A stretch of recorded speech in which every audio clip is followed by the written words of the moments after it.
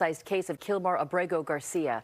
Homeland Security is confirming the Salvadoran national will be deported to the East African nation of Uganda.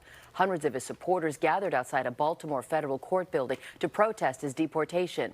His case has become the center of the Trump administration's immigration crackdown. Abrego Garcia joined supporters before surrendering to federal authorities this morning. He denies the allegations that he belongs to a criminal gang and smuggled migrants into the country. Y oraron y nunca dejaron de creer y luchar por mi libertad. And this is why I want to thank each and every one of you who marched, lift your voices, never stopped praying, and continued to fight in my name. Garcia returned to the U.S. in June after he was mistakenly deported to El Salvador, where his supporters say his life would be threatened. His attorneys are filing a new lawsuit challenging his confinement and deportation to Uganda until they say he has a fair trial. Our time now, 7:46. A federal judge in San Francisco is blocking the Trump administration from cutting funds to cities and counties with sanctuary policies. And this affects more than 30 cities and counties across the country, including Alameda County, Berkeley, and Los Angeles.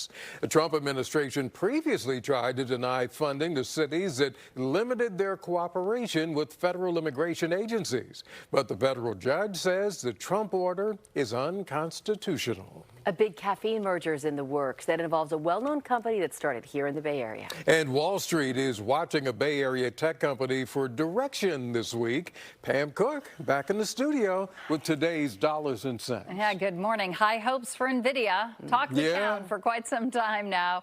The chip maker reports earnings after the closing bell on Wednesday. It has really been the bellwether of the tech stocks, and it's also setting the tone for trade talks as it works on an agreement with the U.S. government to sell its AI chip stocks to China. Chips, that is, to China.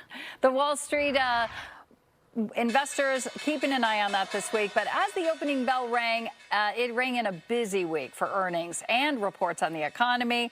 This week, we get updates on inflation, GDP growth, home sales, and consumer sentiment. And also reporting earnings this week, Dell, Dick's Sporting Goods, Best Buy, Dollar General, and Abercrombie & Fitch. As we take a live look at the numbers, they all started down when that opening bell rang this morning.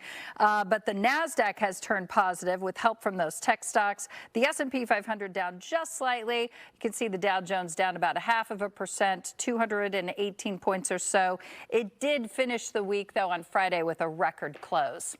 The company that owns Keurig and Dr. Pepper announced today it is buying the Peet's coffee chain in an $18 billion deal. The agreement between the U.S. company and the Dutch company that owns Peet's is one of the largest transactions ever involving two companies that make non-alcoholic drinks. Peet's Coffee, founded in Berkeley back in 1996, quickly became one of the nation's most popular coffee shops. It was sold to a European investment group in 2012. A potential new trade deal between the U.S. and China could toss a lifeline to Boeing. The aerospace company is reportedly in discussions to sell 500 planes to China. The deal will depend on the U.S. and China working through some tariff agreements. Boeing was able to sell some planes to China during the first Trump administration. If a new deal is successful, it could be a centerpiece in a trade agreement between President Trump and China's president. And inflation is down compared to this time last year, but many Americans still struggling to pay for groceries. Financial planners and counselors say there are still some ways to save money and stay healthy. They say first, pre-plan your list before you go to the store, and that includes doing an inventory of your kitchen pantry, your fridge, and your freezer, which may cut down on buying things you don't need. Second, organize your grocery list to avoid unnecessary sweetened snacks or condiments. They can be pretty expensive. And create meals and menus that mix and match ingredients. For example, a bag of potatoes, cheaper than a lot of processed foods, and it can be used for multiple meals. You may also want to consider buying in bulk and joining some of those rewards programs. They offer coupons and some freebies. I'm Pam Cook. That's a look at your dollars and cents.